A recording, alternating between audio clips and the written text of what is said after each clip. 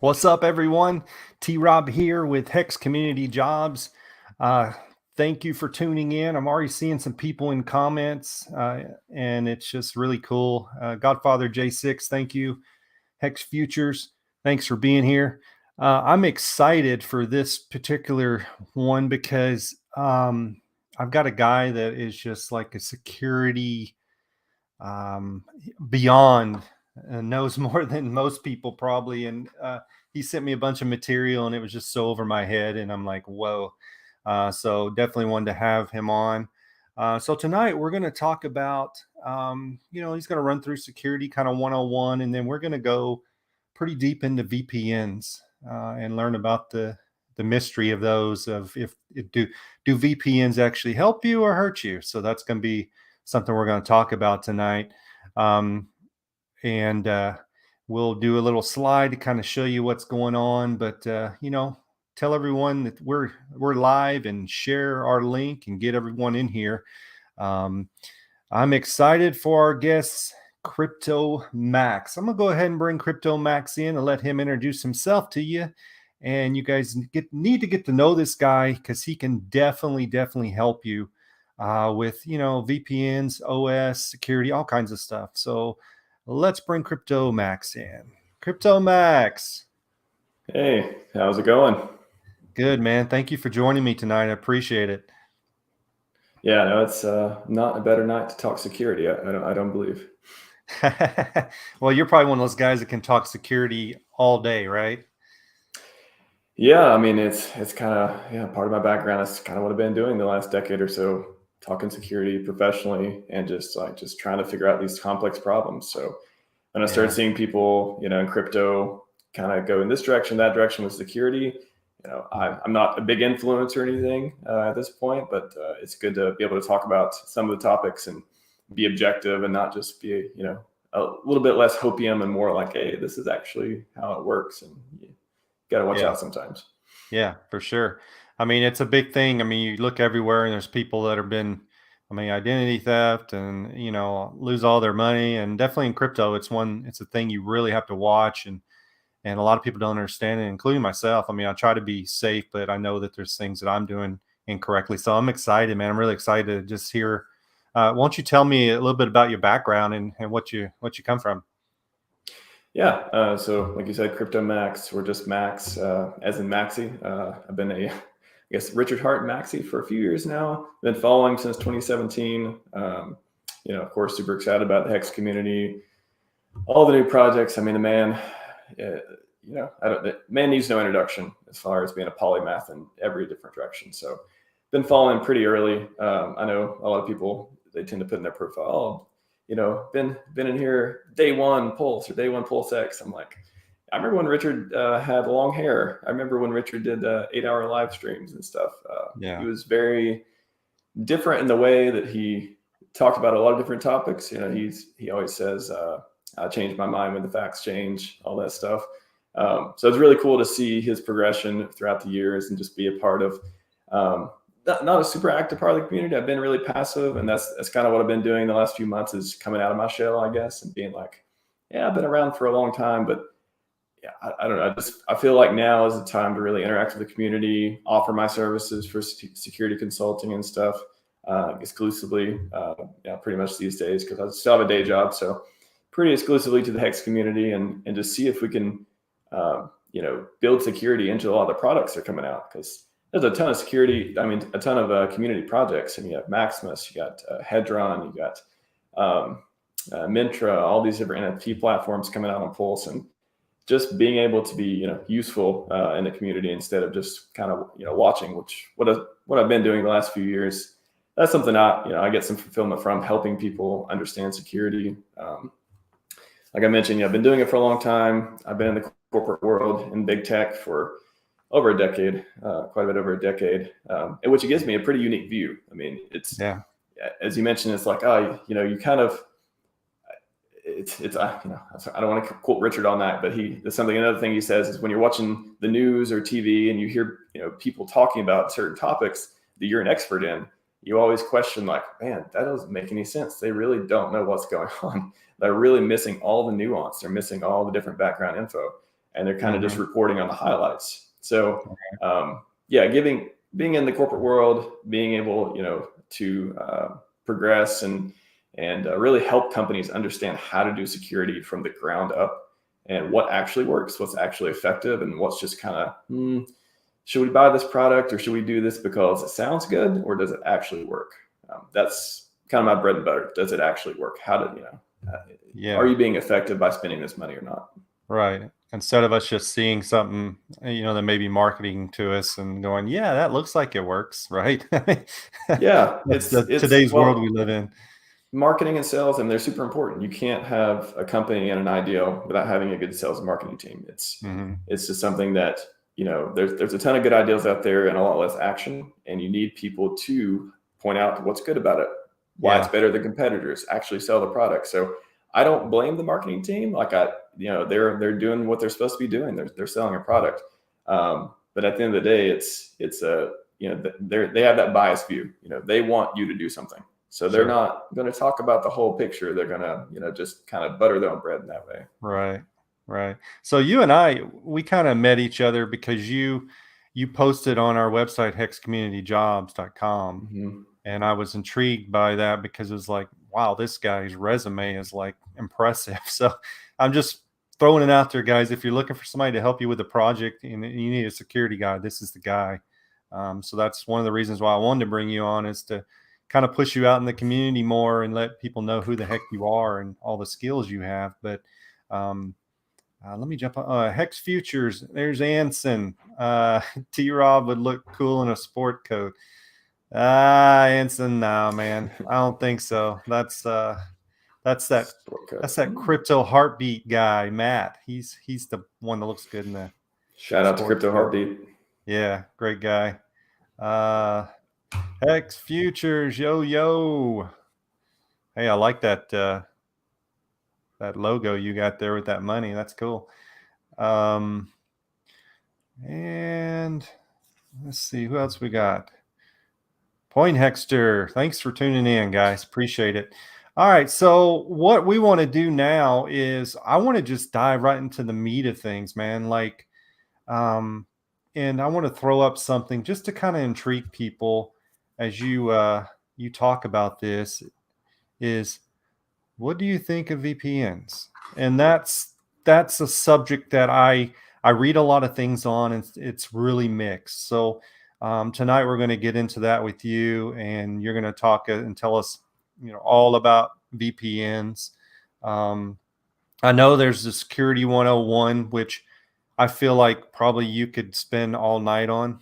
The basics. It's a little dry, so I definitely will only spend a couple minutes, because I think it's just good to set the stage of how a professional thinks about security and how that kind of reflects into thinking of how VPNs work. And as a retail user, as a company, what are they actually used for, and what are the things that they don't really do. So yeah, I mean, that Security 101 is it. Do you want me to get into that? I'll go for it, man. Go for it. So, in an academic level, again, I won't bore you too much, but Salter and Schroeder have these principles, security principles. You can look them up if you can spell it correctly. Google autocorrect will help you, I guess. But there's these different principles you use when designing a secure system. Usually, they revolve around like least privilege. You've heard, plenty of people talk about least privilege. Don't give your application or whatever it is give it as few privileges as possible, because if something goes wrong, you want it to be able to do as least damage as possible. Separation of privilege. You want there to be different user accounts. You don't want everyone to be admin. You want there to be users and admins and other things like that. Fail-safe defaults, where there's something where if something does go wrong, it handles it gracefully. It just doesn't crash like a lot of apps do these days. It'll instead of crashing, it'll give you an error message. That's kind of the implementation of that kind of principle. And it doesn't blow up. These things can be applied everything from your phone apps to your computer to rockets and things like that. These are just the fundamental principles. They've been around 30, 40 years, and how systems are designed these days and how they've been designed forever. Complete mediation is another one, where you want to know all the things your program can do, because that tells you all the attack surface that you have, how to protect against it in different ways. and just sort of how to formally, there's these advanced topics called formal verification where you can know exactly everything your program can do and nothing else, and it's been verified by math, stuff like that. So again, just a little bit of dry material. Feel free to Google it and get some better examples and stuff. But that's how you start thinking about security, when you start reasoning about what can go wrong, what do I need to protect, what needs extra review, what needs extra attention, things like that. And then the thing that you're more probably familiar with is attack surface. So you hear, again, Richard talks about it all the time. You want to reduce your attack surface. You want less features are better a lot of times because you have less attack surface. So you can spin that a bunch of different marketing ways too, as he tends to do, rightfully so. But at the end of the day, more code is more bugs. It's just simple. If you ever do a code review, the more lines of code, the more likely there's going to be bugs in it. So you should design a system in a way that's as simple as possible, but not simpler than that. That's like another mental model quote for this stuff. So you have the Salter and Schroeder principles, a bunch of different principles you apply to your design. You have how do you define attack surface, which is all the different ways that programs can interact with your app, people can interact with your app. Untrusted input is anything that comes off the internet, comes from a user that can talk to your application or web servers or whatever it is. You need to verify all the information coming in, all the data coming in, because that's where a lot of your bugs come from. So attack surface, attack paths, all these things. And there's a whole bunch of different ways to do security for these different systems. You can have things called fuzzing, which is like throwing a bunch of malformed data at the program, see if it crashes, see if it gives you, admin privileges, see if it does something else. There's code review, which you just literally walk through the code and look at and try to determine, does this look safe, or is there a bug here? And then you try to create a proof of concept to test it from there. Static analysis, which sort of just automates that process of code review. And then you can just manually press a bunch of buttons, see if something crashes, and other security relevant things happen. Right. So yeah, if I were to say that's kind of the security in a nutshell at a high level. You go by security principles, you identify and secure attack surface by all these different tools and techniques that modern companies employ. Gotcha. By the way, man, I love your the garage you're in. That's cool. Yeah, it's my Rick and Morty special. It's where I get all my mechanic stuff on. Yeah, no, I found it. I think I've actually found it on Zoom's different profile stuff. I was like, oh, I like that one. Yeah, it's cool. It's better than a blur, I think. Yeah, for sure. So yeah, tonight we're talking to CryptoMax or Max, and he is a security guru. So he just kind of gave us the security 101, the real light basics of it. But if you're looking for someone to help you with any projects and needs security guy, this is the guy you want to hit up here. And I got all his info in the bottom of this video here, and I'll share it with you in a little bit. But I'd like for you, Max, to get into kind of something that we've talked about is VPNs, and what do you think of VPNs? How do they work? All that fun stuff. Yeah, so VPNs. So essentially, we talked about this a little bit before the show. Past few years, I've heard, VPNs, NordVPN, all these. There's 50 different VPN vendors now, and they were selling them to retail people. I mean, they're just like you and me off the street. Click a button, there's an ad for it. Buy VPN. Right. I've used VPNs traveling before for the main purpose of, you go to certain countries, they ban a lot of stuff. So if you use a VPN, you can sort of switch your region around, assuming they haven't banned your VPN servers or that service either.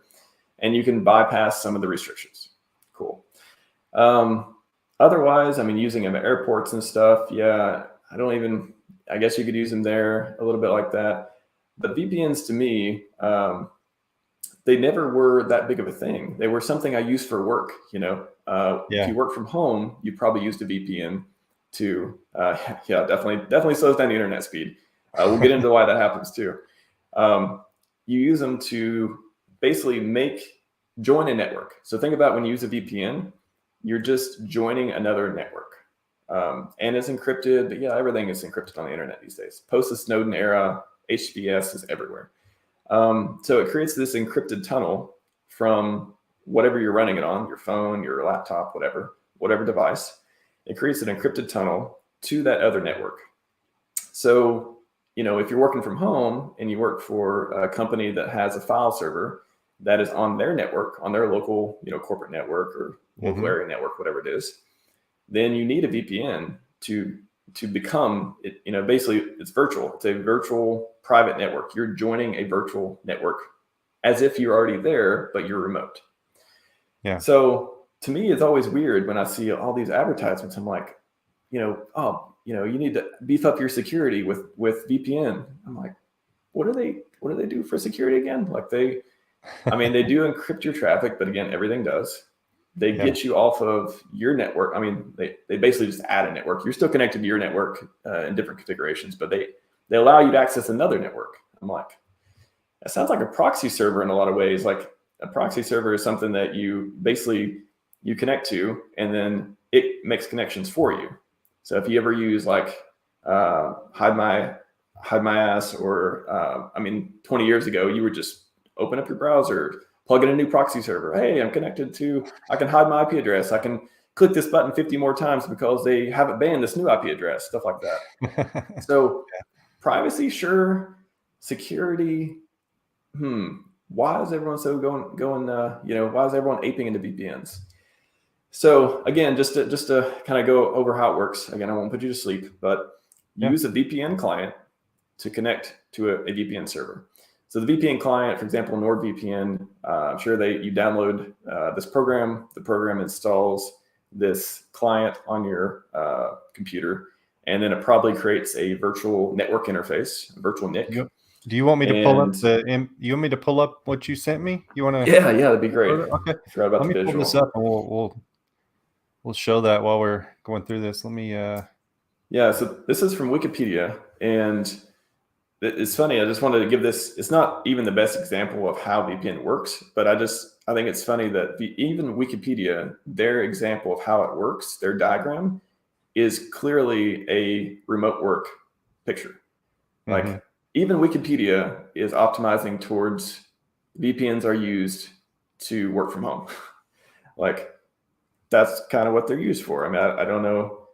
Again, we're going to go into other things they're used for and all this stuff, but that's what Wikipedia even says. Their picture of how it works is, hey, you connect to this other office, and other people, that's connected to other offices, and you share the same network, and it's like you're all at the same place, but you're not, and it's encrypted. Cool. Gotcha. Okay. So use it. You download the VPN client, connect to the server. You log into the VPN server. All this networking magic happens, and you join their network. And then you get access to their services. Like I said, they have a file server you can print at work. Or on their network, whether it's work or not. Everything's encrypted, but yeah, like I said, everything's always encrypted for the most part. If it's not encrypted, there's a lot of different attacks that can get you compromised with that. But so I started thinking. I even started asking around, even today, because I wanted to prepare for this. I started asking other security buddies of mine, like, "Hey, am I missing something? Like, I want to make sure I get this right, but I cannot think of any other reason to use a VPN other than to, I guess it changes your IP address, so it gives you privacy in that way. It will let you join another network and encrypt your traffic to that other network, but that's like a totally different use case. But I think the reason they've become so popular is it starts with a business idea. It starts with everyone's worried about getting hacked, especially in crypto. You see people losing their keys left and right. So they start with a business idea. People need security. They want to buy security. They want to throw money at security. What can we sell them? Well, there's this technology called virtual private networks. It's been around for probably 30 years. Super easy to set up. You can set up your own VPN server at home. Like T-Rob, you could literally go follow a tutorial from your home computer. You'd probably want to use a VP. They call a lot of people say VPS. I just say the cloud. You probably want to spin up an AWS instance in the cloud. Yeah. Run this software called a VPN server, and then T-Rob, you could give me access. You could give me security by letting me log into your server.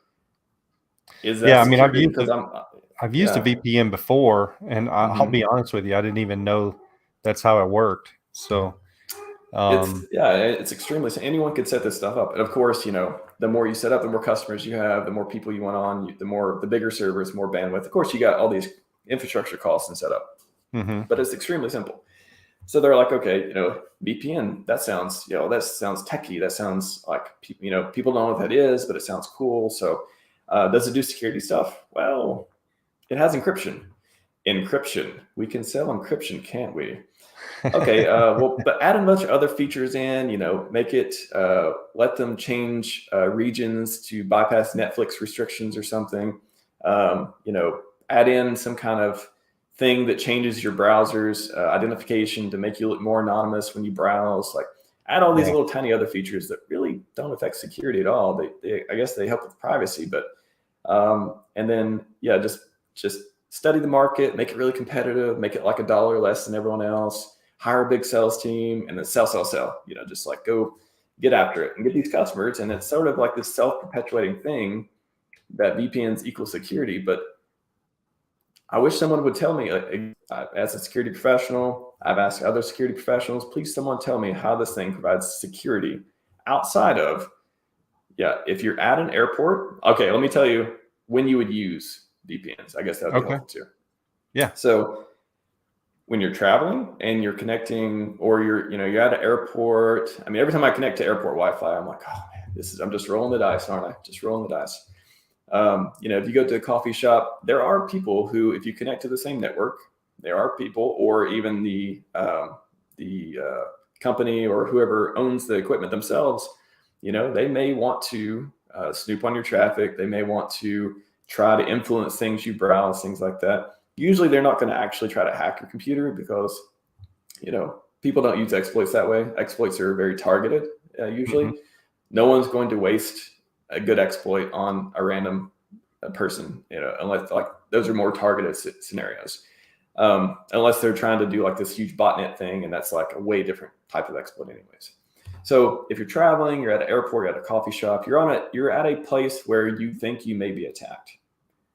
Sure, VPN makes sense. I've used VPN traveling, mostly literally just to bypass all the services that are banned. But yeah, it would make me feel a little bit better being on a different network than everyone else at a coffee shop or at an airport or something. But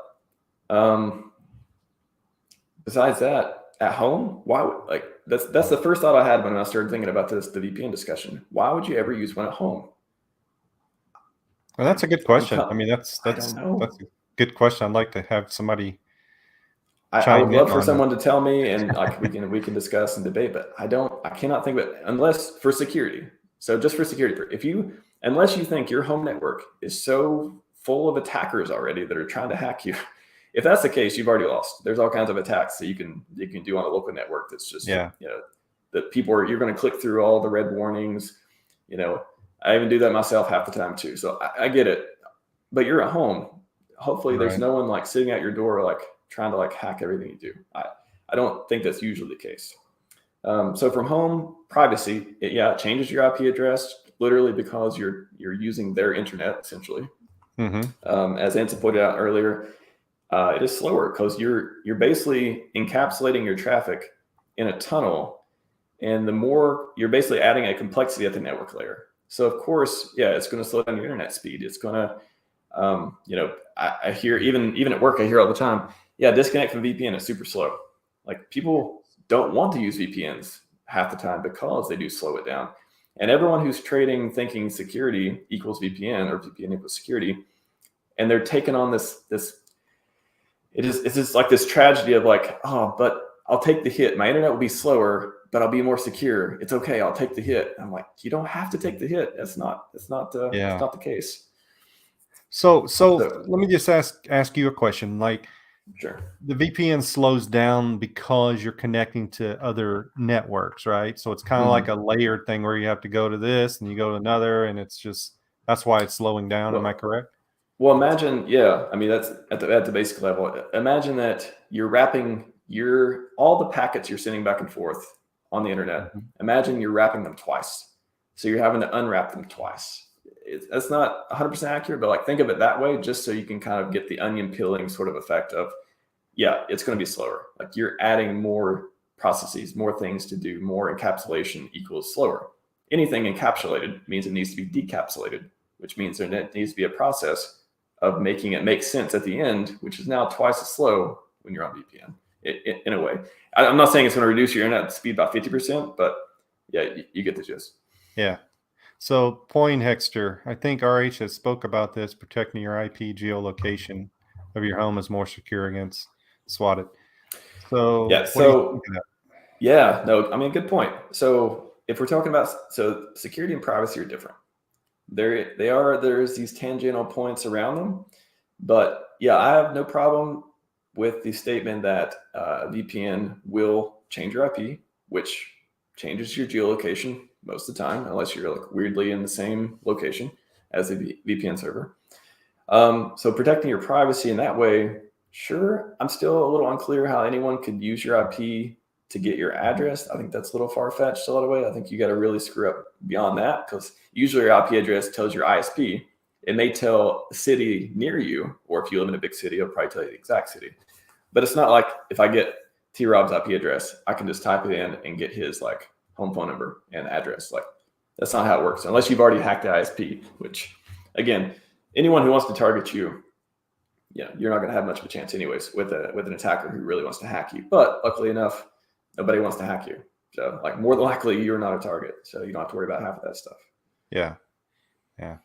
Okay. That's another good point. Caching. Well, I mean, caching already exists on the internet a lot though. So VPNs can do caching services, which basically saves a local copy of the content. So when you hit refresh, it doesn't download the JPEG again.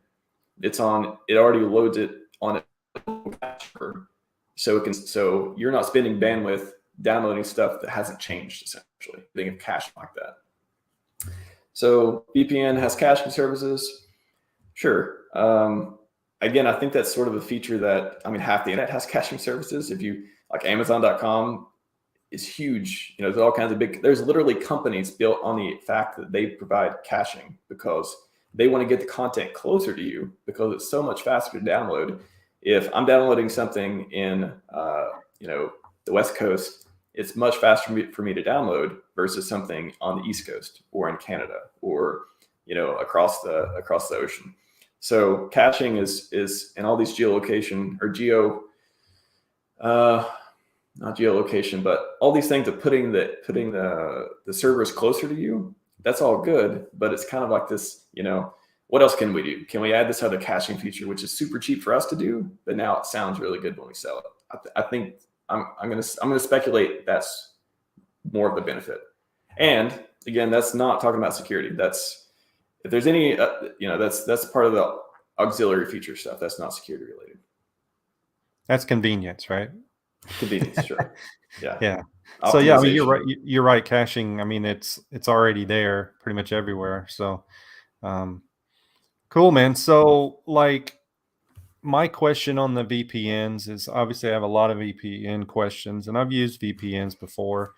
And originally I did it back in 2016 when I just kind of got into crypto because I was kind of told, like, oh, you need a VPN. So I used a VPN, but I didn't really know why I was using a VPN. I was just using it. Kind of like what you said, I saw it, like somebody told me or I saw it and I'm like, oh, I'm gonna buy that. So it'll protect me. Well, I mean, it's kind of like that. It's kind of like this. I mean, I don't want to call it protection racket, but it is sort of this, hey, it does like this. It'll make your security 10% better. Mm-hmm. But like, that's not really effective. I mean, it's not like you're going to improve your looks by 10%. Okay. A lot of people buy that. They pay $10 a month for that, but 10% more secure. What does that even mean? How do you even quantify that? Right. It just does this, little thing, but it becomes this business model of, it's like insurance, sort of like that too. Like, you don't know when you're going to use it, but if you ever need it, you're glad it's there. It's kind of like insurance, but like less effective. There's nobody going to pay you out if you get hacked on VPNs. That's not a thing. Right. So it's kind of like, I'll give you a big tech anecdote for this too. It's kind of like CISOs, the chief security officers of companies. One of their major things they need to do during their tenure is to buy security software, security services. They need to buy security, because if they don't, if and when they get hacked, they're going to ask them, well, what'd you do? And the easiest answer you can say is, well, I bought, we hired this vendor, we bought the software, we signed up with this contract, we did all these things. So now they're a little bit more protected from getting fired if at least they can say they did something, because nobody really knows how effective these vendors are. They try to do all these analysis. They try to do, they go through demos and they do all this stuff to try to figure out, are these vendors legit? Can they sell me something effective or not? But that's a lot of times that's the difference between a CISO getting fired or not is, did you spend enough money on security? Because we got a security budget and you better be spending it. If you're not hiring, you better be buying some software. We don't care how good it works. Actually, we just want to see that you did something, which is, I relate that back to security users like you. I want to be more secure. Right. Everyone's yelling about VPNs. Yeah, why not? I'll get one. Yeah, that makes sense. That makes a lot of sense. Point Hexture. Let's see. Max, what do you think about that? From DDoS. I think that relates back to your IP address. So, that's again, I'm trying to think of this as an analytical, technical perspective. The privacy aspect of not exposing your IP address. Well, first of all, you assume that somebody can find your IP address. Are you connecting to their server? How are they finding your IP address? Back in the old days when you had like MSN Messenger and AIM and stuff like that, if you did a file transfer, that was like one way of getting someone's IP address. You did a file transfer, the servers literally let you directly connect each other, because back then, most internet speeds were dial-up. Super, they could not afford to subsidize your bandwidth. And it was just much easier to let you connect each other. And once you connect each other, you run a couple commands on your computer, hey, you got your IP address. But even then, they were ephemeral IP addresses because, you're on dial-up and broadband just wasn't popular back then. So a lot of instant messaging apps let you expose your IP address that way. Now, again, I don't know. I can't think of like an easy way to expose your IP address unless I literally connect to your web server. And then there's a log of my IP address connecting to your web server. Gotcha. Yeah. So there's this you need to set all that stuff up though. It's not easy to expose your IP address to some random person your Telegram. It's just not very likely. Gotcha. DOS and DDoS is a security issue. I'll answer this. This is a good question too. Let me finish with the DDoS. Yeah. It is a security issue, but the privacy aspect of VPNs is protecting that part. So again, if you separate security and privacy and say, okay, security is me getting hacked or not, or the difference between me getting hacked and not. Privacy would be the difference between me exposing my identity or some kind of revealing information on the internet to someone or not. If you expose your IP address, I guess they could DDoS you. I mean, DDoS is usually one of these coordinated attacks that happens on websites these days, usually not personal users. Again, because your personal user, your IP address, it doesn't stay the same all the time. It changes from time to time. I don't know. I feel like it's not a huge point there. I would still classify that as a privacy issue. But and it is something good to think about at its technicality. Yeah. Yeah.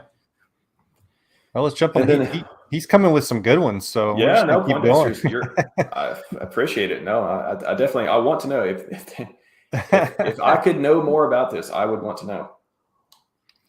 So 100% of banks use VPN. Well, that statement is factually, I'm not sure the context of that statement. So 100% of banks use VPNs. I would say 100% of banks that have remote employees and have their own services that those employees need to touch use VPNs. But that is, again, that's like a work from home. That's a remote work. That's a connecting different corporate networks together thing. So yes, they use VPNs, but it's at the corporate level. Now, if your statement was 100% of bank, I don't know. The question's just kind of hard to parse because it's not super pointed in a particular direction. So banks would use, I'm trying to come up with a scenario where banks would use VPNs. Certainly they use them internally, which they should.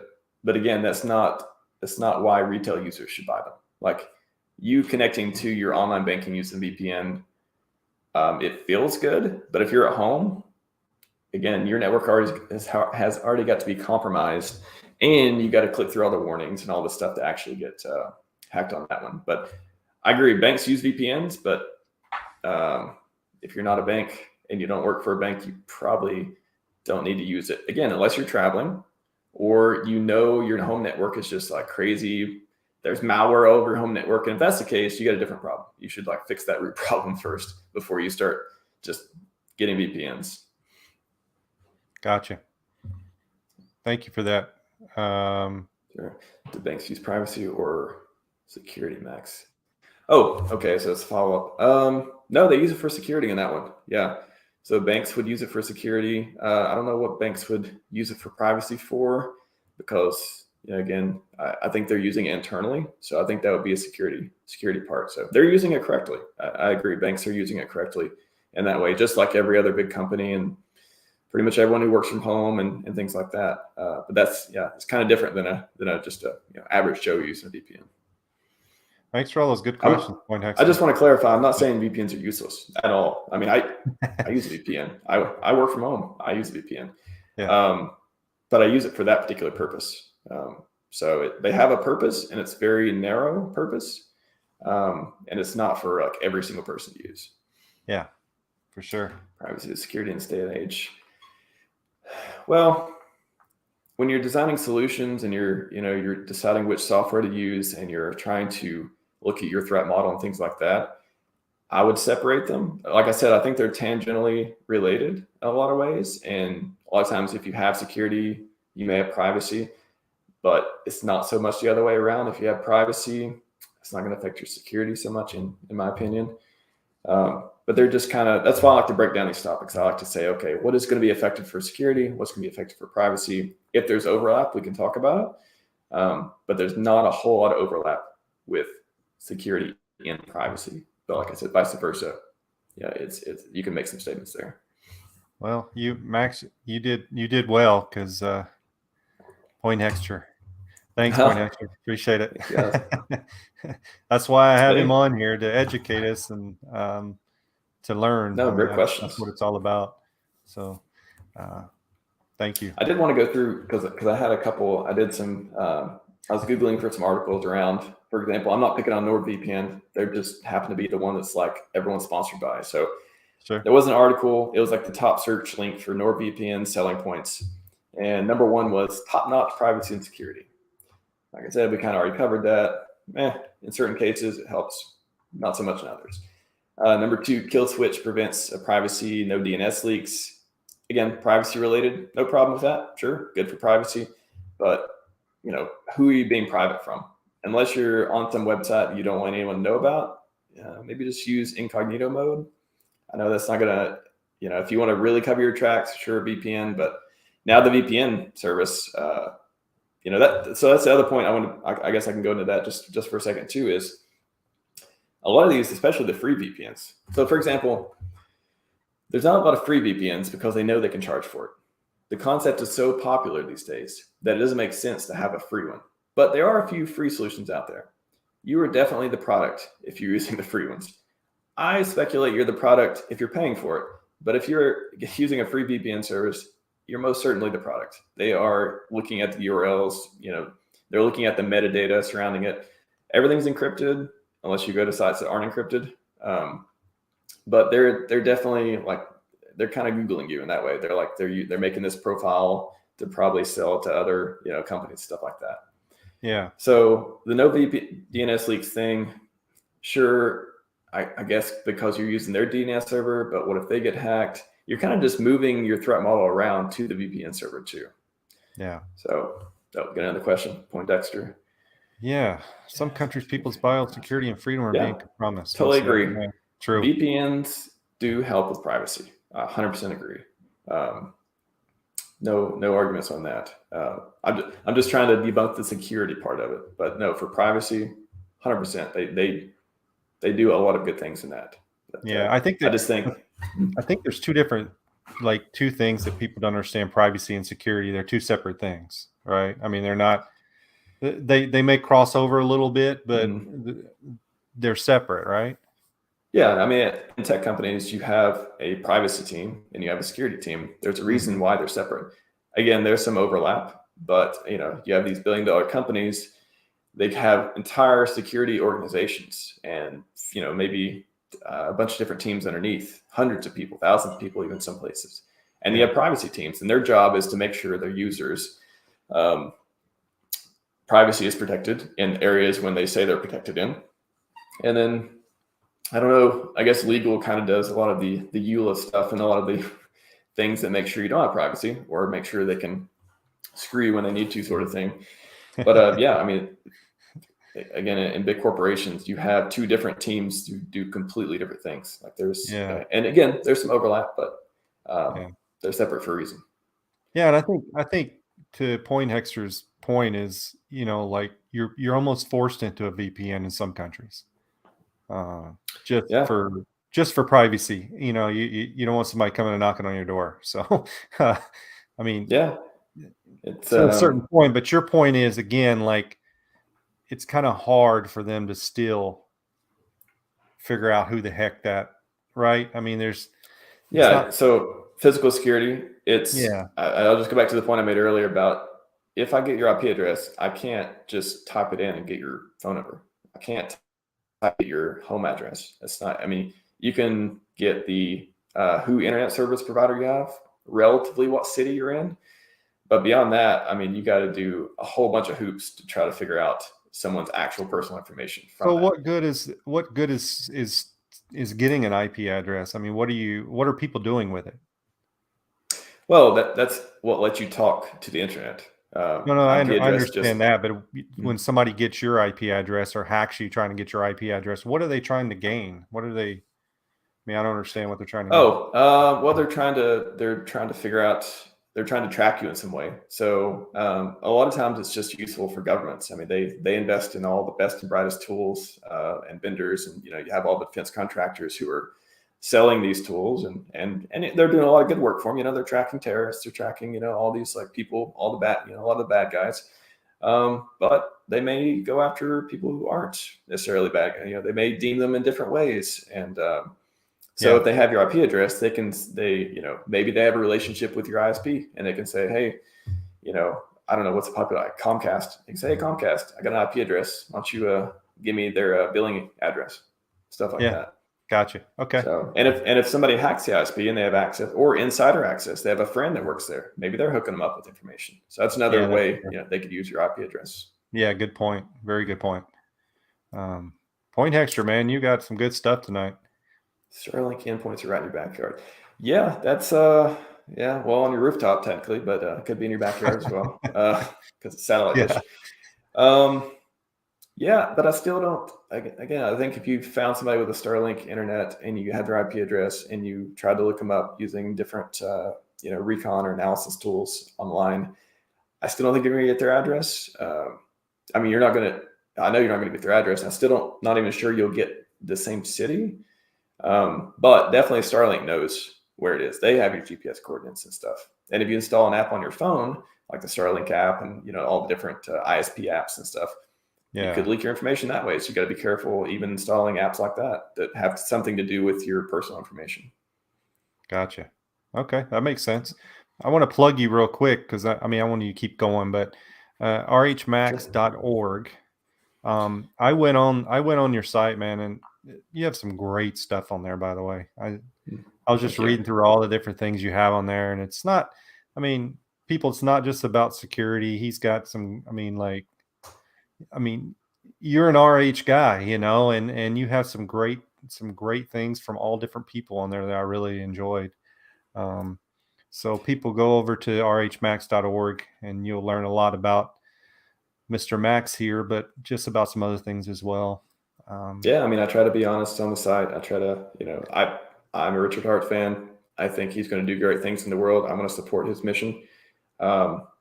I think that, there's very few other people who can have an impact like he can. So I thought, hey, I want to start, I don't want to make this a cult thing. I don't want to do a hero worship deal, but I think more content that gets people listening, looking at Richard. Of course, it's good for the community. It's good for the products. But just, I like Richard more than crypto side. Like I'm into Skyvive. Like I love Skyvive. I've read/listened to the audiobook. I may be doing a stream with a wild SJ coming up on her Skyvive Sundays, just to talk about philosophy, talk about respect, power, money, love, all the stuff about Skyvive, Richard's book that he wrote and famously had edited again. And one day it'll be in print, hopefully. One day there'll be an actual Audible audiobook for it too. But anyways, the website I try to promote Richard, and then most of the content's on the blog, that I talk about different things with Richard. I talk about philosophy. I talk about books that I like. I talk about Hex community projects. Hedron, I wrote about Maximus recently. Sure.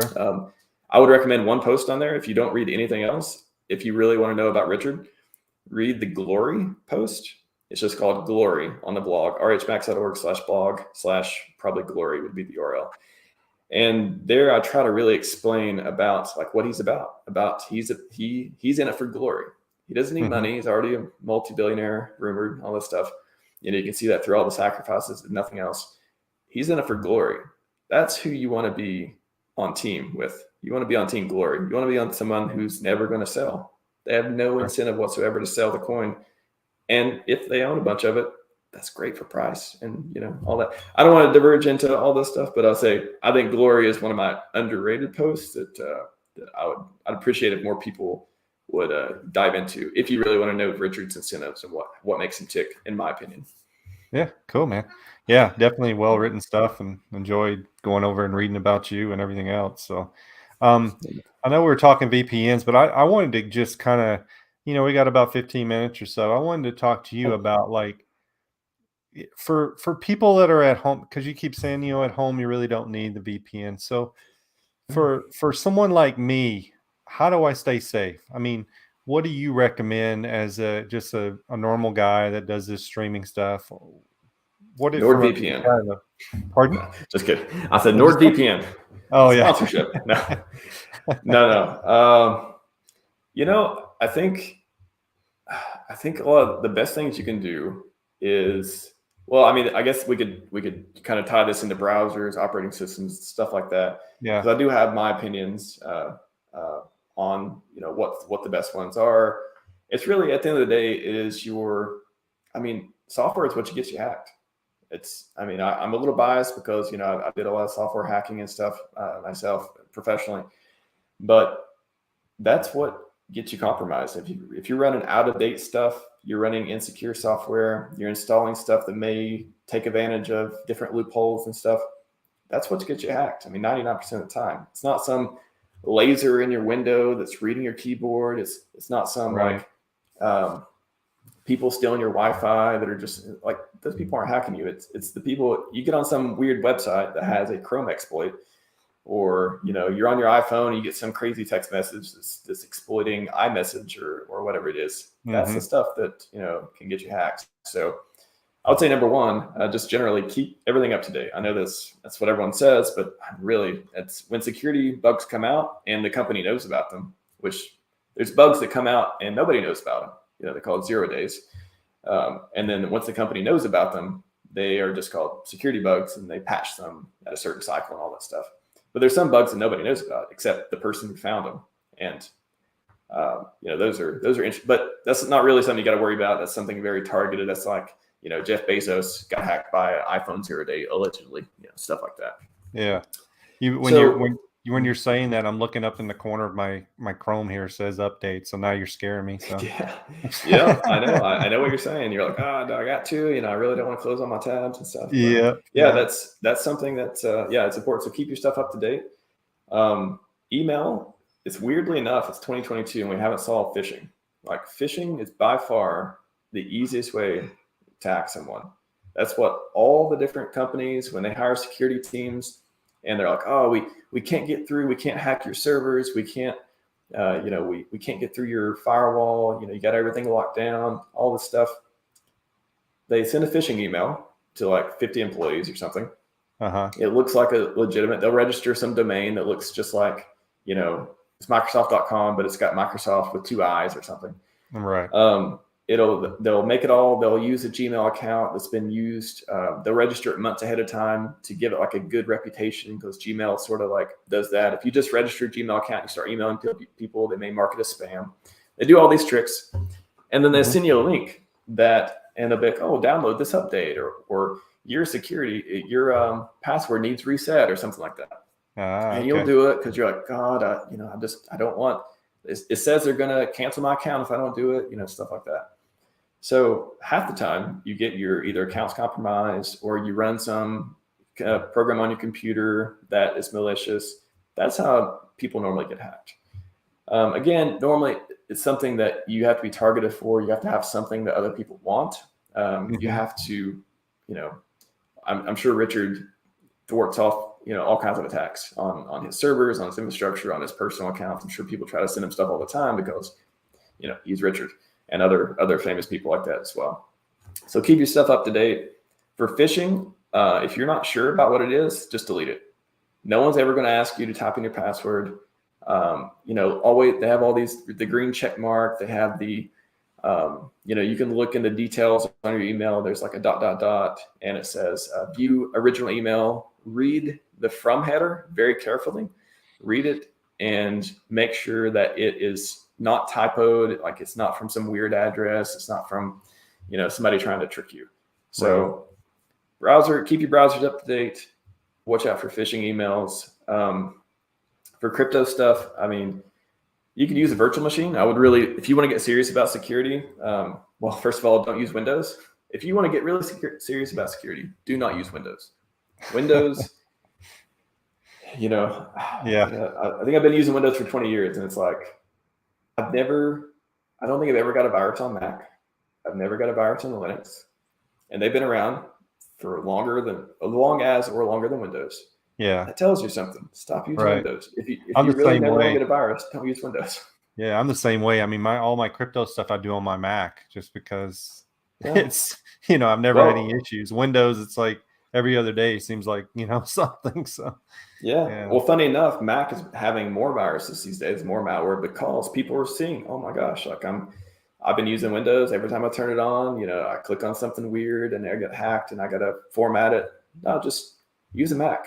And, Mac, like I don't think I've used Windows as my desktop for a very long time, because insecurity, it's a joke, right? You use Windows, you're going to have to format it every once in a while, because eventually something's going to get you on there. Yeah. So if you use Mac, you can use a virtual machine. And if you have Windows programs you like running, just run them in a virtual machine. You have VMware Fusion. There's a whole bunch of different options there. So you can still run your apps, but in a isolated virtual environment within your own computer. Very easy to do. Tons of tutorials you can watch if you want to do that. So update browsers. Don't click on emails unless you know exactly who they're from. If they're asking you to do anything security related, idiot error code. Yeah. Here's a parent's tip for you. If you never want to fix your parent's computer, give them an iPad. Just give them an iPad. Actually, I'm trying to think.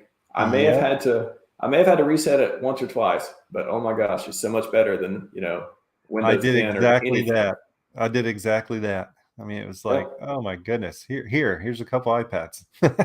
Exactly. Yeah, just give them an iPad, and it's going to save you so much time during Christmas and Thanksgiving and all that stuff. Oh yeah, for sure. Those are the three biggest things you can do. So I did want to just call out real quick, containers versus virtual machines. They are different. So virtual machine. Okay. So container, have you ever containers before? No, I haven't. So Docker is the most popular container system. Have you heard of Docker? Mm-hmm.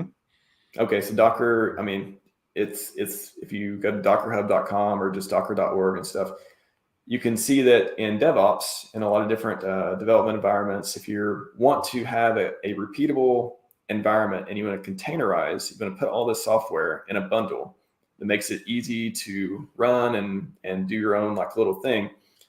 Use containers. So containers are much faster, more performant, things like that than virtual machines, but they don't provide as much security. They rely on they share. So think of A lot of companies have when they have customer instances, like customer servers that they run for customers, they will run them in containers. And all those containers, they talk to the same server. But if you run a virtual machine, it's like you give everyone their own server. So it's literally like a virtualized hardware in that way versus a software that looks the same, but it's totally different isolation. So if anyone ever tries to tell you that a container is just as secure as a virtual machine, but it's so much faster, call BS and just Google for container versus VM, because there is a big difference. And depending on, how secure you want to be, your threat profile, what you want to do with it, one is better than the other. Yeah. I should be taking notes. I'm going to have to really watch this video back and start writing some notes down where I get a little smarter about this stuff. So in the crypto world, you hear all these horror stories about, oh my gosh, I lost all my coins and they're gone and this and that. And what's your feeling on, like, hardware wallets and, how do you do things? Because I want to follow a guy like you that probably has the best security there is on that kind of stuff. Yeah, that's a good question. I mean, I think hardware wallets, I'm conflicted on hardware wallets because, for one, they definitely serve a purpose. They're kind of like, think of hardware wallets as the Coinbase for crypto. They make it easy to onboard people for security. It's simple. You plug it in, you create your seed words, all that stuff. You unplug it, you're good. But hardware wallets, to me, there's been so many attacks on them in the last few years. So they're kind of like, paper wallet versus hardware wallet, you can really compare them pretty well, because a paper wallet, it doesn't rely on any technology, but it just relies on, can you keep it safe from natural disasters? Similar to hardware wallet. Can you keep it in your possession? Similar to hardware wallet, because there's been so many of those physical attacks. You can get on YouTube and type in how to hack Trezor. There's a really good, like a legit security guy on there that's well known in the industry, and he'll show you in like 30 minutes or whatever it is how to extract seed words from like a ledger, Trezor, whichever one he was working on. I can't remember. You're scaring me now. So yeah, I'm sorry. As far as that goes, it's kind of, there's no perfect solution. I will say that as far as easy to use and easy to onboard people in security, I totally support hardware wallets, but know that they are not perfect. They are not 100% secure. There are attacks against them, physical attacks. So think of a hardware wallet as a baby computer that you can't run Chrome and get hacked on. You can't run, you can't get a phishing email on a hardware wallet like that. Right. It's just not, it doesn't exist, because it's a computer only capable of, keeping your seed words and letting you access crypto via the extensions on your computer and stuff.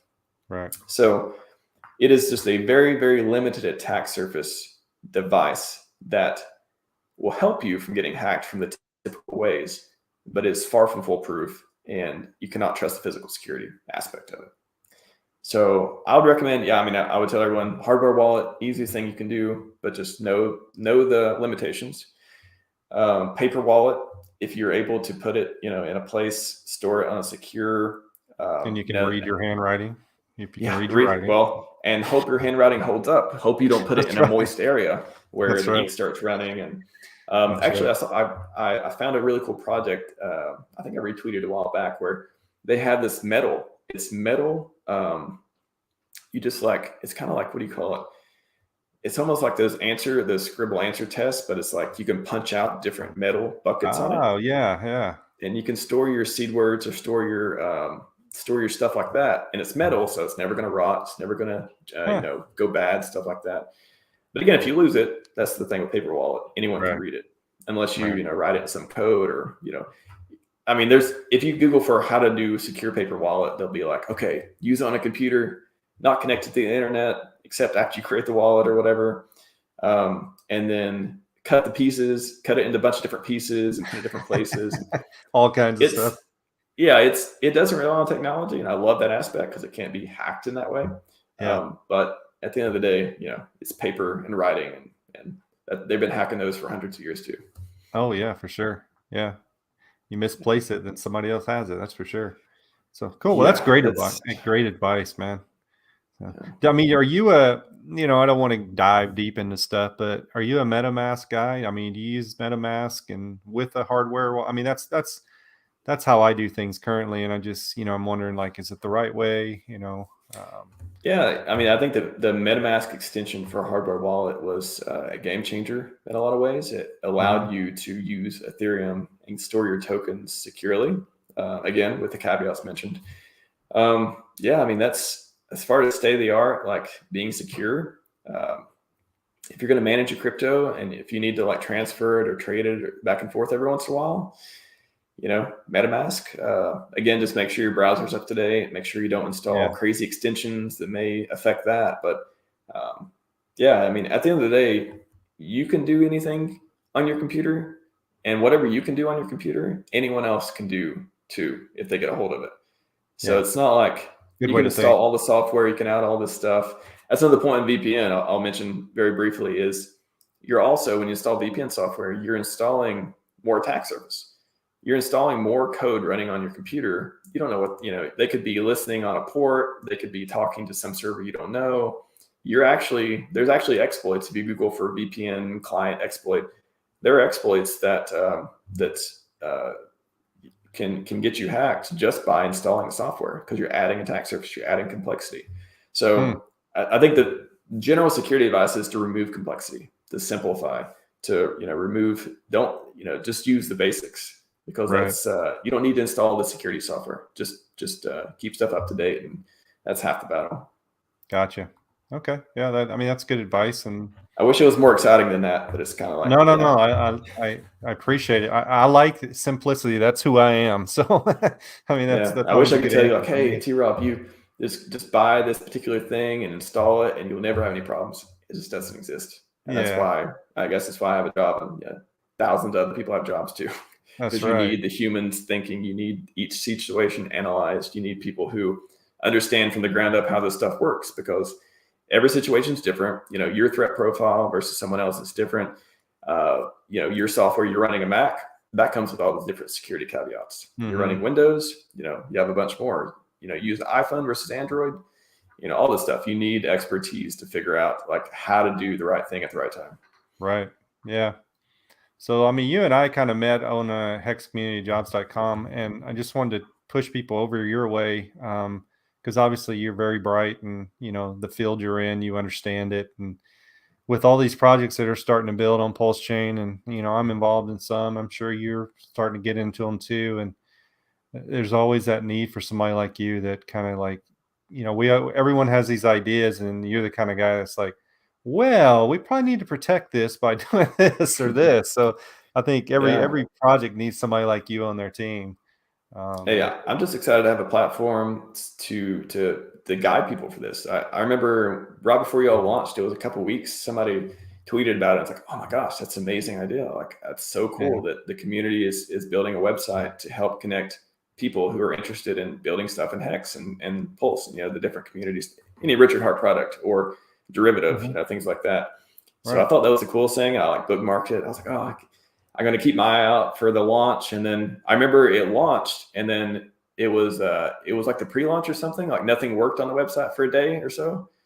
And I was like, oh, it'll work tomorrow. And then I just like saved it for a minute. Like, okay, tomorrow I'm going to hit refresh. It's going to work, I swear. Yeah.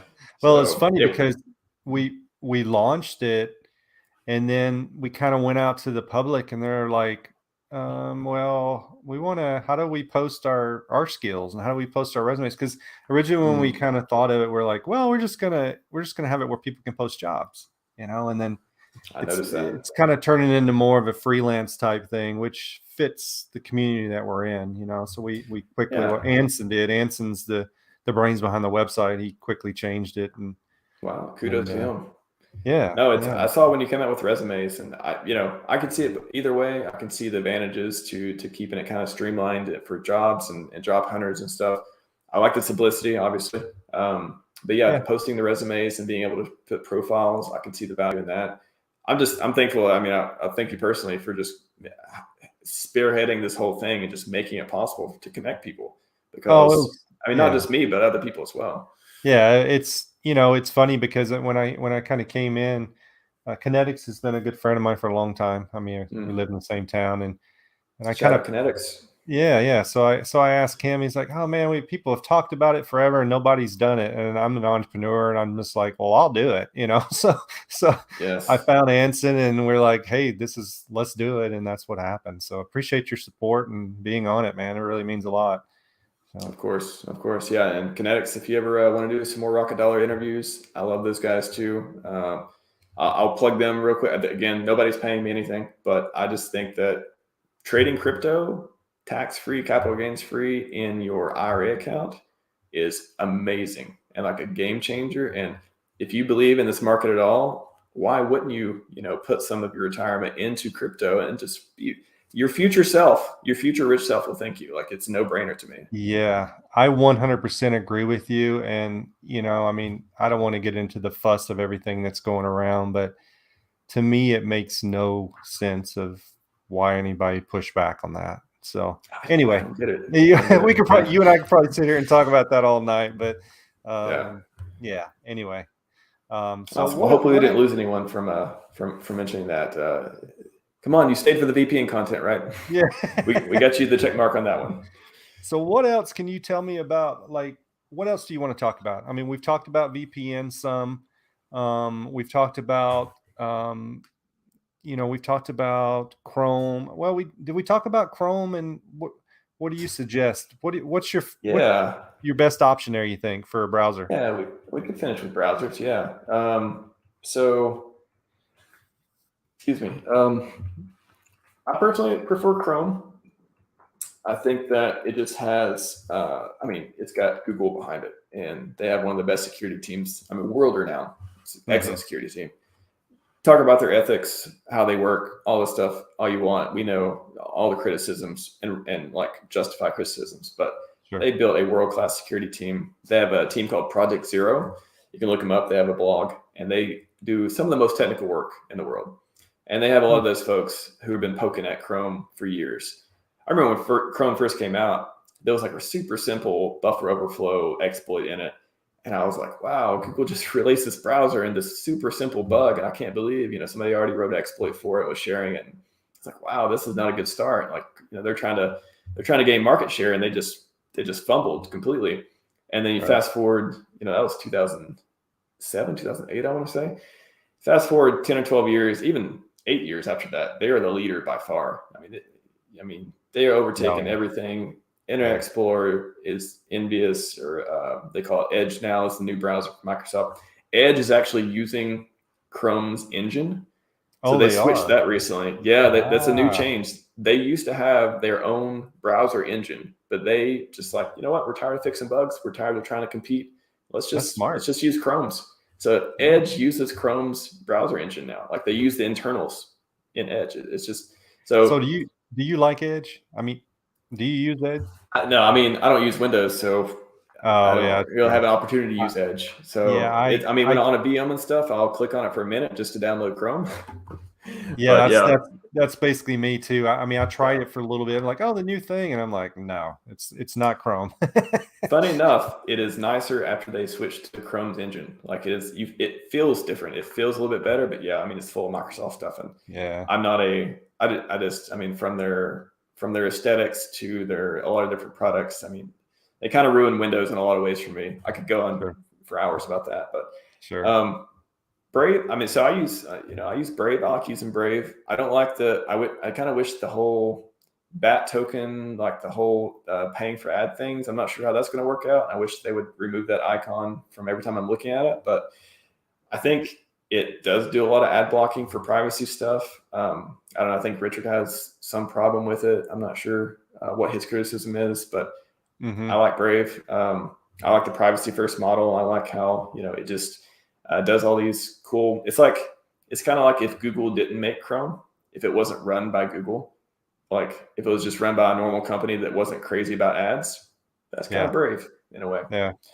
So, but you should always install, so using on your desktop computer, your laptop, whatever, not your phone, you should always install like ad block extension, just to browse the internet without just getting hit in the face with ads all the time. It's ridiculous. So pretty much the only extension I would say you should install for Chrome just to make your life easier is some kind of app lock. And then if you're using YouTube, YouTube Red, it's like $10 a month, $11 a month. Oh my gosh. I try to look at friends and families. They're watching some YouTube video and there's just ad after ad in the middle of it. It interrupts. I'm like, no, just stop wasting consciousness. Just pay the $10 a month. Stop, kill your VPN subscription and put that money towards YouTube Red. You'll be much happier. Got that one in. And you can download videos. I mean, it's awesome. I love YouTube Red. Yeah. So again, nobody's paying me anything. I'm telling you about personal of like what I use a lot of times. Yeah. And so versus Firefox has a pretty good security model. There's just a lot less people. It's kind of like the Mac. It's kind of like, yeah, you could say that. I guess it would be like Windows is kind of like the Chrome in the way that everyone's trying to hack it because everyone's using it. And then Firefox is kind of like Mac, where, okay, it's pretty good. I mean, you could say it's secure in different ways, but it hasn't been attacked a lot either. It hasn't been as tested and proven to be secure as the one that's being attacked all the time, like Chrome and Windows. So, and it's not run by Google. And, a lot of products that aren't run by Google typically have better privacy controls, stuff like that. I mean, if you're using a Mac, I'd still use Chrome on Mac. Safari is like, I couldn't even click on I tried to click on the StreamYard link and it doesn't support Safari. It's like, no, you got to use Chrome. You got to use Chrome, Firefox, or something else. Opera. Okay. God forbid it didn't actually mention Opera. How does that still exist? And how is it support? I didn't even know is Opera still around? I don't think so. Maybe I'm just imagining this. It said some other browser and I was like, you didn't list Safari. The only one I'm actually trying to use on Mac, like this particular MacBook. Yeah. So that was funny. So StreamYard doesn't even support Safari. So just use Chrome on Mac. Forget it. Well, that makes sense. Is there any particular things around browsers you're looking for? But that's kind of like my generic advice. Definitely. Yeah. I mean, that's great advice. So like, let's get off kind of this security thing and like, what's like in the crypto world for you? What's your future? What are you looking forward to? Tell me kind of your plan going down the road. I mean, it's like I said, been following Richard since I guess 2017 or so. I guess it's been 5 or 6 years. It's funny at first when I first got into Hex, everyone. I don't want to be generous myself, but I feel like everyone's sort of, oh, how serious should we take this? Is it going to work? All these things. Yeah. And then you get into it and you're like, whoa, price just exploded. Did I get my principal out already? Maybe I should have hung on to a little bit long, stuff like that. So I think right after, probably in the middle, maybe Hex had been around a year or so, and we just started getting into the parabolic phase, I guess, of it, the beginning, the early parabolic phase. I was like, I don't think I need to buy any other crypto. I think whatever Richard's doing, he seems to, again, if you're in crypto, being in big tech forever, I love technology too. I love blockchain. I understand how it works. I think it's going to change the world. I love decentralizing all the things we can, where it makes sense. But more than that, I think building generational wealth and taking care of my family and just being able to buy my freedom. And how do you buy your freedom? You got to have a lot of money. How do you get a lot of money? Air generation. It's crypto. I mean, tell me one other thing. I'm not trying to get the baby gains from stocks. You hear your friends talk about, oh, did you buy Alibaba? Or, oh, did you buy Netflix? No. Hex.com. What are you talking about? Right. It's, So if after, I think the first year or so after Hex, I was convinced that Richard's plan is to basically make everyone who pays attention millionaires, at least. I don't know. I don't know how. Yeah, if you've been following him as long as I have, and I believe, we share a lot of the same values, a lot of the libertarian type stuff, a lot of the free speech, a lot of the just common sense and not, just having healthy attitudes and being, just all the stuff that he talks about. It's like, he speaks to me. I think he speaks to a lot of people. I think he really speaks to me as far as, man, this guy, he's good at everything. If he was in charge, I think he would literally make the world a better place in so many different areas. So Right. How could he be wrong about crypto? Everything he says about fundamentals and all this stuff, it makes sense. It makes sense Yeah. technically. Of course, he has a marketing layer. He wants to put his views out there, but it's a means to an end. Like, I get it. Like, you could be, if you sit around listening to him, I've listened to hundreds of hours of him, and you think, wow, he's definitely not technically correct about that particular thing. If you sit nitpick, you're gonna, like, that's not what it's about. You're missing the Yeah. point. You're missing Yeah, the you point can find that entirely. with anyone, I guess. Anyone you listen to long enough, you're going to find something. So, He'll interview people and they'll be like, oh, but that's not how it works. And it's, even if you agree that's not exactly how it works, that's not the point. The point is right. he's building all these systems that are literally changing people's lives. I know it's been said a million times. Documentaries coming out, I'm sure they'll have all these like different success stories and stuff on there. Yeah. For me, my motivation, again, buy my freedom, be able to take care of my family, be able to do all the ventures that I want to do, Mm-hmm. and just make my dent somewhere in the world. I don't Yeah. know who's a better person to follow. Who else would you follow than Richard Hart? I don't get it. Yeah, I know. It's funny because back in the day in 2000, I think 17 or whatever, I got in BitConnect and just lost my tail. This was when Oh, this is what Connects and I did it together, and we both lost. And mm, he stayed in crypto and I got out. I was like, I'm out of this thing, and he finally that's a good pulled me back healthy break. in. Yeah, but I've only been involved for like a little over 6 months now. So I'm still Oh, new okay. in the community, but I mean it's Hey, you're just making a big impact. That's thanks, man. I mean, that's Yeah. kind of a humble brag almost. You're like, "Oh, I've only been here 6 months, but I've created like a job board. I've got all kinds of people connected. I've started interviewing people." That's almost a Well, humble brag. I mean, no, I mean, but the thing is, and you're doing the same thing. You're giving up your knowledge. I mean, that's what's so great about this community. I mean, like if you want to know something or if you need help with something, there's so many people that'll just stand up and say, "What do you need?" And it's just you don't find that anywhere, and it's so cool to see and be a part of. Yeah. So what is your motivations? Like, what do you hope to get out of this whole thing? The Do same you ever see thing. yourself stopping? Do you see yourself in a decade being like, Hex, yeah, I used to do that? Or do you feel like, whoa, I'm still staking?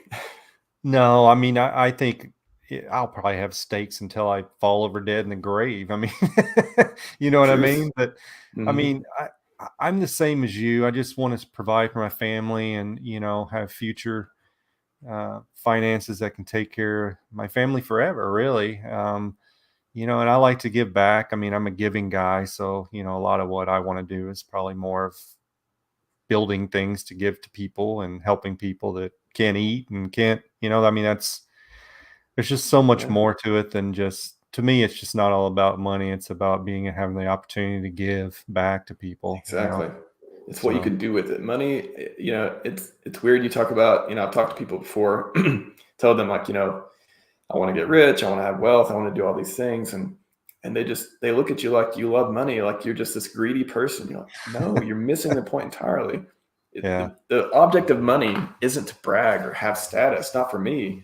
right, Object of money is to do something to fulfill your potential, to do right. something that you couldn't do without it, like to buy your freedom, to Hmm. help the people around you, to make. I'm not going to say make the world a better place because I don't want to keep hitting on these things like that, but it's to make a difference and being able to control your own destiny, control your future. Naval Ravikant is another person I follow all the time. Super great for wisdom, wealth creation, Hmm. startups, tech, and all that. If someone has to tell you, I don't care how rich you are, if someone has to tell you, where to go, where to be, what time to show up, you're not actually rich. You're not a free person. Yeah, So that's what his quote speaks to me like that. I mean, it's probably the second most person I follow more than Richard is Naval. And it's, yeah, I love all those principles. Again, being an American, having principles of freedom, having the ability to, freedom of movement, freedom of speech, right to bear arms, yeah, all the stuff. There's so many people who just don't take advantage of these things, and they don't make their lives the best thing they can do. They don't want to be great, but yeah, you have the yeah. opportunity. Not everyone has this opportunity. And Richard is out there being like, here, if you want it, come take it. It's Like, true. here it Very, very is. You true. gotta do the work. I'm not gonna do the work for you, but I will give you that opportunity. Yeah. Well, it's really pretty simple when you think about it, Max. I mean, it's like he has made something to me that's like Put your money in there and let it grow. I mean, typically, just like we learn in, everyday finance, but people in crypto, it's so hard for them to understand the But what does it return. do? What does it Right. do? Right. Why? It's like, okay, you put your money in the bank, right? It makes nothing for you. It's the same concept, except you're getting a lot of yield out of this. It's still so Yeah. hard to explain sometimes to people. But It's just one of those things. I literally think I've talked to so many people about it. I just don't think people have any ambition to be wealthy. They don't yeah, believe it could happen. They think it's something that, oh, you got lucky. Luck has nothing to do with it. Luck happens to people who are sensitive to opportunities. That's right, where luck comes from. right. Unless you just win the lottery. I mean, that's different. But like 99% of the time, you make your own luck. Mm-hmm. And if you want it, you got to go get it. Yep. Yep, for sure, man. Well, cool, man. Well, what else you got? You got anything else? I mean, we're at a minute. We're in a minute. We're in an hour 20, so we're probably We've been here a minute 20 seconds. Wow, that was that's what it time feels. flows different right now for some reason. Yeah, man. But No, I mean, like I said, I appreciate you plugging the website and my Twitter. Like I said, yeah, I've been around for a while, but I haven't been public. I've had conversations with Richard years ago. I remember talking to him about fuzzing right when Hex was before it was even released. He was just learning about all security stuff that they've done a great job with, by the way. No, I think I appreciate you having me on. And again, yeah. I cannot believe you've only been in 6 months. I'm literally surprised you've made such an impact and did such cool stuff in the last few Well, months that thank you, man. you are a I true appreciate asset to the that. community. Thanks, buddy. I appreciate it, man. I'd love to have you back on. I mean, obviously, you sent me over 7 or 8 pages of all this stuff, so there's definitely plenty of Yeah. material. You know what I wanted to do kind of down the road is maybe like a roundtable of just like Oh yeah. bring a bunch of people in and let's just talk security, and kind of Yeah. almost There's a couple guys I debate it. think. I kind of like the debating point of it, like, VPN, no, why, that sort of thing. So Of course. that'd be Well, I fun. mean, they were doing their best virtually on the debate thing. Those some good questions from shoot, what was his name? Point Hexter. Poindexter. Poindexter. Yeah. Yeah. Yeah. Yeah. Yeah, I'd be happy to join a roundtable. I know there's a couple security guys in Hex that I think you've seen in the comments and stuff too. Yeah. Yeah, I'd be happy. Let me know. Happy to join a roundtable and Okay. talk turkey. That's Cool, man. I'm happy to be wrong every once in a while. I want to learn too. So let's That's the do only it. way we learn, right? So, Exactly. hey, make sure you go over to rhmax.org and really get to know this guy. You're going to see more of him. He's going to be involved in a lot of stuff in this community. He's already given back a lot of time, knowledge, modest, as you can tell, and he knows a lot. So thanks so much for your time, man. And I'll have you on soon again. And I've got some projects I think I'm going to talk to you about at some point too. So Yeah, let me know. Let me know. okay, I'm man. open for business. Thank you, Sounds good, sir. bud. Have a good night. Yeah. All right. So that was our man, rhmax.org. It's CryptoMax. Obviously, very, very smart guy with security. So excited to have him on. Guys, make sure you support our community. I'm going to throw mine up real quick. Hexcommunityjobs.com. Please go over there, spread the news on that. We're really wanting the community to use it to go post their jobs, post their skills, find all these talented people in the community. I mean, it's crazy how many talented folks there is. So again, thank you for tuning in tonight. I'm T Rob, hexcommunityjobs.com. You guys have a great evening. Be blessed.